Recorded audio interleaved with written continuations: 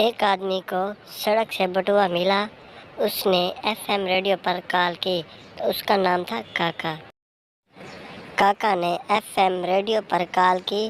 काका, मुझे एक बटुआ मिला है जिसमें बहुत सारे पैसे हैं। एड्रेस बहादुराबाद का है। होस्ट: तो आप इन्हें बटुआ वापस करना चाहते हैं? काका: पागल समझा हुआ है क्या? मेरी तरफ से उसे एक गमगीन गाना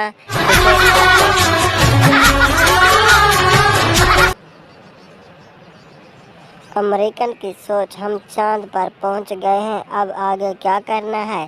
चाइना की सोच: हमने 90% दुनिया पर मार्केट पर राज कर रहे हैं, बाकी पर कैसे करें?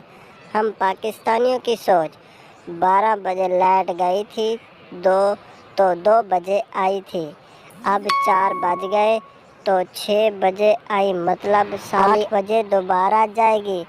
ओए, फटाफट मोटर लगा के पानी भर ले, मैं ज़रा अपने मोबाइल चार्ज पे लगा देता हूँ।